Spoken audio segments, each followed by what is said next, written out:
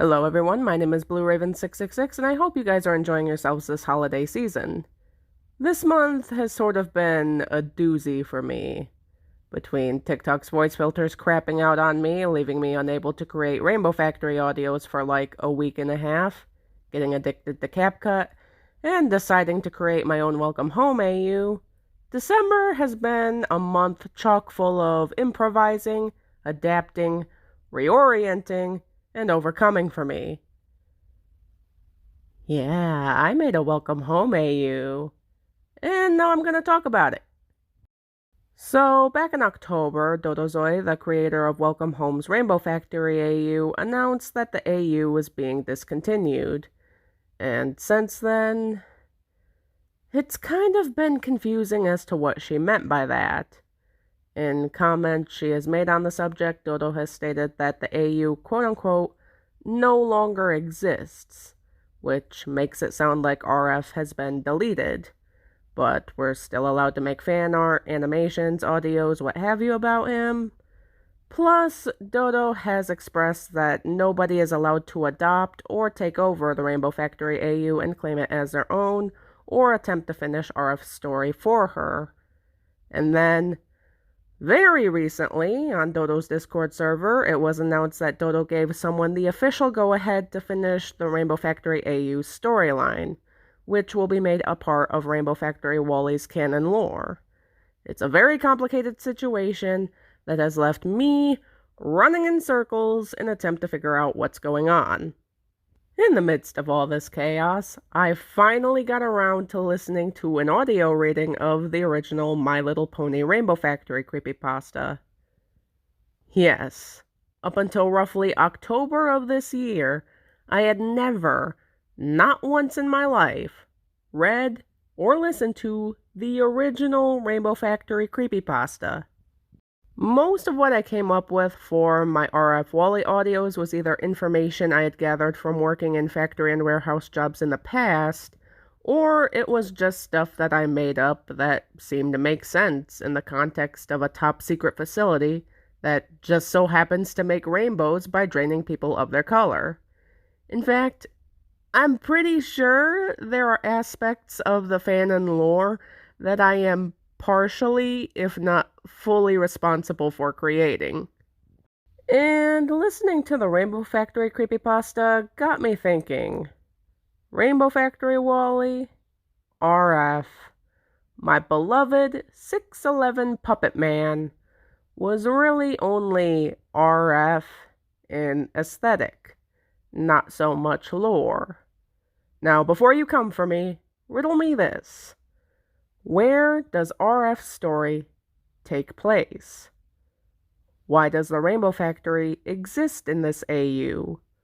Who exactly gets sent to the factory to be made into colors and why? How do they determine which individuals get sent to the Rainbow Factory? To this day, these questions remain unanswered.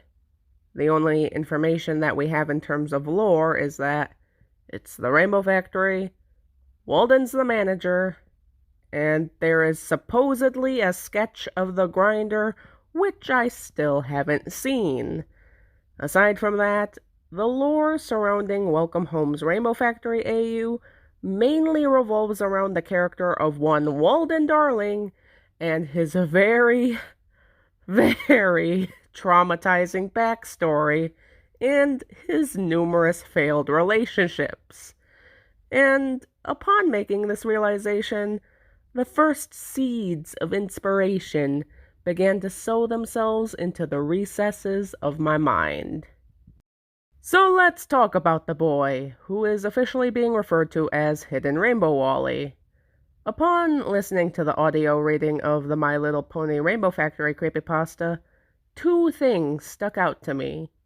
The first was the heavy amount of emphasis that was placed on Rainbow Dash's rose-colored eyes, and the second was this excerpt that describes Rainbow Dash's overall appearance. Scootaloo stared outside and noticed another figure staring in. It was dressed in all black, its tail dyed an unnatural black that never occurred in nature. Its face was covered in a black, loose-fitting mask, concealing its mane.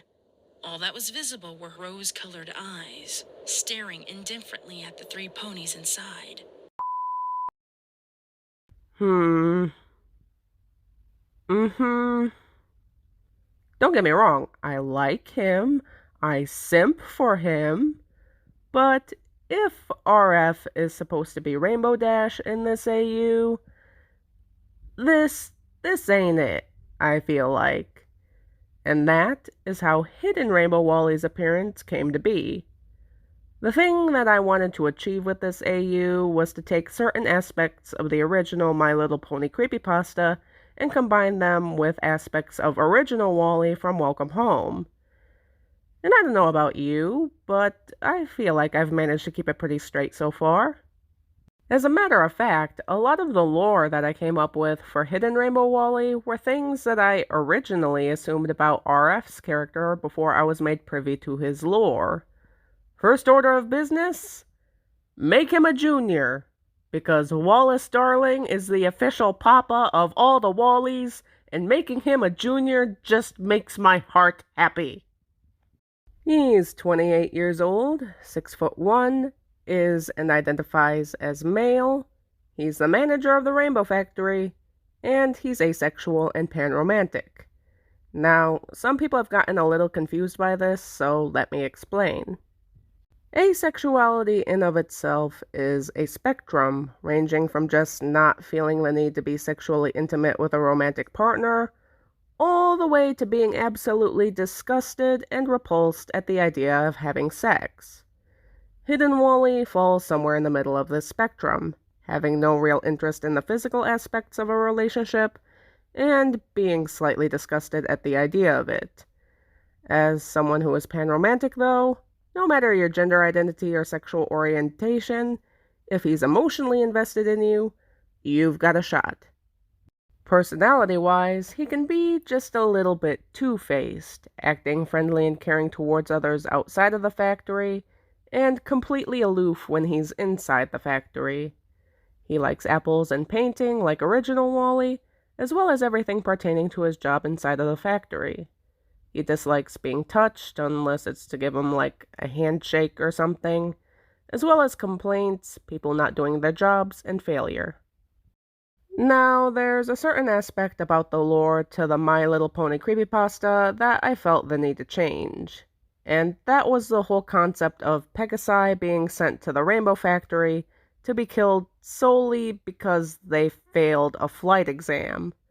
Not only did the Rainbow Factory's role in weather control not really fit in with the themes of Welcome Home, but I've heard people express how the concept as a whole, in the creepypasta, came off as just a little bit ableist. And that's a route I did not want to take. So instead, I reworked it into it being criminals that were sent to the Rainbow Factory to be made into colors. Dangerous individuals, and those that did not help to ensure that the neighborhood was safe, happy, and a friendly place for everyone. And it's not even like, oh, you broke the law, you're going to the Rainbow Factory. No. Criminals are given a fair shot at rehabilitation and reform, and are only sent away if they cannot or will not change their ways. And even then, these individuals are not immediately taken to have their spectra extracted. First, their case is thoroughly reviewed by management to see if they can be of some use as an employee, and their case will only be rejected if they're considered too much of a risk to the other employees, or the factory as a whole. On top of that, not all Rainbow Factory employees in this AU are criminals. A person might be approached to become a member of staff if they manage to apprehend a highly dangerous criminal and are not already a member of law enforcement. These employees are allowed to live outside of the factory, or they can choose to bring loved ones in to live with them in the facility's employee dormitories. There is also lore pertaining to the reason as to why the Rainbow Factory makes rainbows, as well as YN and the various roles it can play within this AU. And mind you, this is like 2 to 3 months of brainstorming that I unleashed onto the fandom in the span of about 3 days.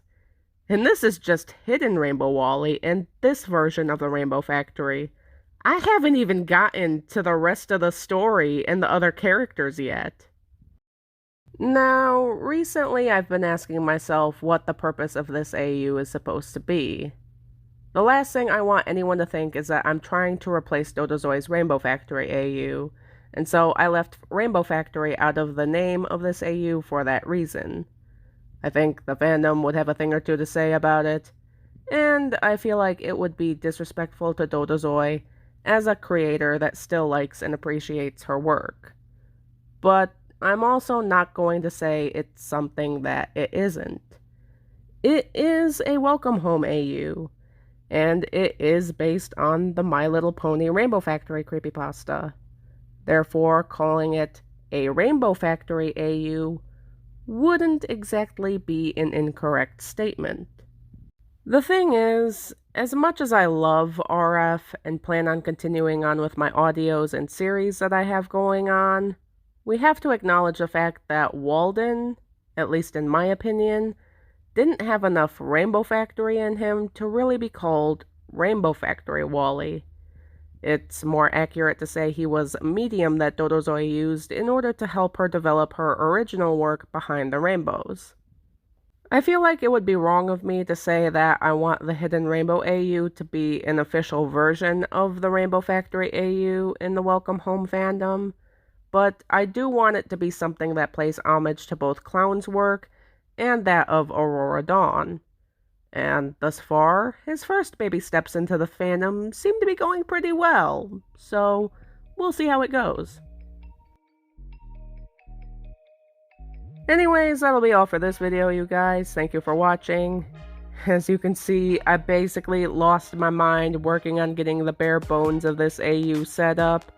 I just felt like I could not get anything done until I got this guy out of my head. And it was all downhill from there. I'm hoping that after this video goes up, I can finally get back to working on some Rainbow Factory stuff and send some fresh content your guys' way next week. Let me know what you guys thought about this video in the comment section below. Let me know what you guys think about Hidden Rainbow Wally, and I'll see you in the next video. Bye-bye!